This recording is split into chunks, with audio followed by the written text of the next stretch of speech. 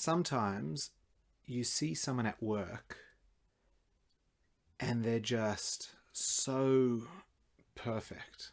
You just see they're doing what they do and they're really good at it because that's naturally who they are. You see it across many, many different industries, many different things. I see people who they're just great with their hands. This is who they are. I see people who are great with people. And of course, you can read books and go to university courses and other training in order to become better at some of these things. But some people, this is who they are. They don't need any training at all.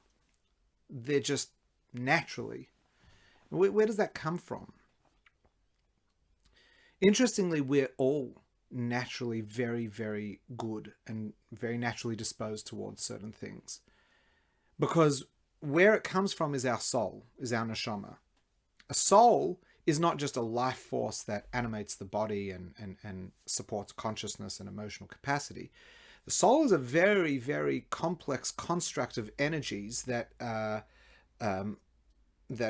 brought together to make a single whole. And so there will be 10% this and 30% that and 2% this. And there are multiple ingredients, if you could use such a trivial term, to describe the makeup of the soul. These different energies, the sphirot, the Kabbalistic energies that are very much the underpinning of all of existence. So each one of our souls, each one of us has a soul, and our soul is made up of these different energies. And depending on their alignment and how they've been put together and their ratios, we have what informs our personality and our tendencies and our dispositions. But that also comes all the way through to the way we think, the way we feel, and the way we naturally behave.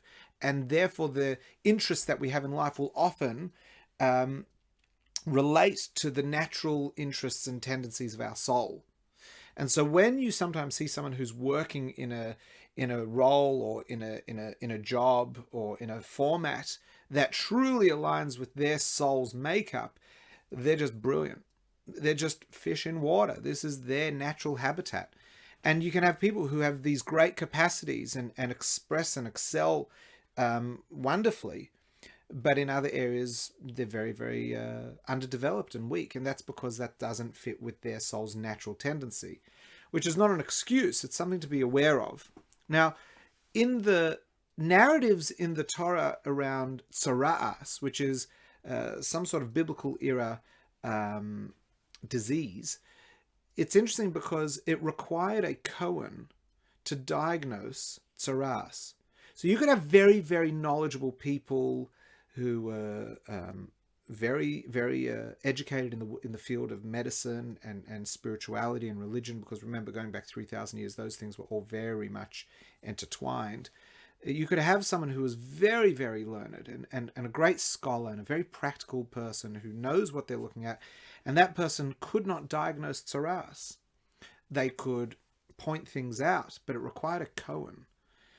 And some of the commentaries go into, because the cohen is a very emotionally intelligent individual, is a social worker, is a person who generally cared for the well-being of society, and therefore before you start diagnosing people with something that would then force them into isolation for a week outside of the city or the camp, wherever people were, you needed someone very compassionate. But I have a different take that I'd like to share with you that relates to the first thing I said, which is our soul's capacity.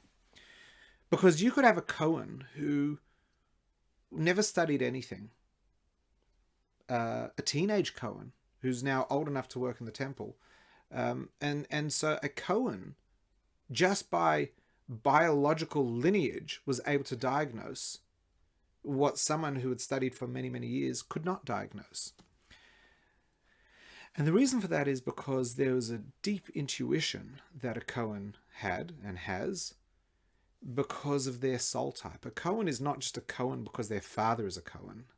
While there is that patrilineage in the cohen bloodline, it's also a spiritual thing. There is a certain type of soul that a cohen has. Each one of us has a unique soul, and the cohen soul when a cohen was in tune with their own soulfulness, was able to just know intuitively whether what they were looking at was tsaras or was it a skin lesion that was medical and needed a different treatment, or was this actually tsaras, this spiritual manifestation in a physical health problem. So the cohen was actually very much a person who had this incredible spiritual capacity. So if we think about that in the 21st century, and with what I was saying before, we all have spiritual capacities and talents that emanate from who we are as a soul. And so just as you can see people who live according to their soul's truth, we can all achieve that. In fact, if you listen to the way people compliment you, it may very well give you an indication of what is it about you, what is your particular strength, what is your particular energy. The Chovos HaLevavos, which is a 12th century scholar who wrote his texts in a lovely poetic Arabic, which was quite common of Jewish scholars of the day. He writes in a section called Sha'ar B'Tochen, which is where he writes all about fostering belief in God and why, a philosophical treatise on why we should believe in God. But he writes that a person should work in a craft that is best suited towards their personality and their natural tendencies. And that if a person does that, they're honoring who they are. And if a person works according to the rules of that craft, then they will earn all the money that they are destined to earn in any given year. So if a person is great with their hands, they shouldn't go and become an accountant. If a person's great with numbers, they shouldn't go and become an electrician, or and so on and so forth. Because you've got to be true to who you are, because then you will excel. And it's also honoring the soul that you've been given by Hashem, and Hashem is the divine distributor of income. We'll be able to deliver that income via the craft that we're doing, and we're doing that craft because that's what we're aligned with and that's where we're meant to be. It's also a recognition with very much Baal Shem Tov type thinking, which is we are where we're meant to be because that's where our soul can make a difference. If your place is not to be in politics or in business or education, then don't go there, because you're not going to have success there. Go to where you are naturally disposed and where you're supposed to be, and realize that where we are is where we're meant to be, and there's something that we can achieve in this moment because our soul has a capacity to do something here. So these are all really helping us understand why a cohen could do what a cohen did in the diagnosis, was because we all have this underlying spiritual ability that gives us a deep intuition and a deep deep intuition. I think that's the best way to describe it, that allows us to respond, to know what to do, to know what we're looking at. And we can at best refine it and hone it and develop it, but we have to start with recognizing that we have it.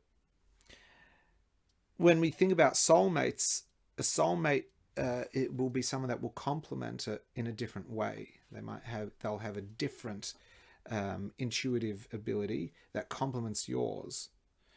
And it's not for now. We've got other videos on the Spiritgrow YouTube channel that go into all that stuff. But it helps us starting to understand the differences of personalities and the appropriateness of being with someone who's different to you in some ways, because their deep intuition and your deep intuition could actually create something very, very profound and powerful. Love, a form of expression of love, would be to recognize that deep intuitive ability that others have and to help them nurture it. So those are just some ideas on the intuitive abilities that we have and the way they come from our soul. And good luck with discovering your intuitive abilities and the things that you can do, despite the fact that others may study for many, many years and never truly be able to do, know, and achieve what you can actually do quite simply.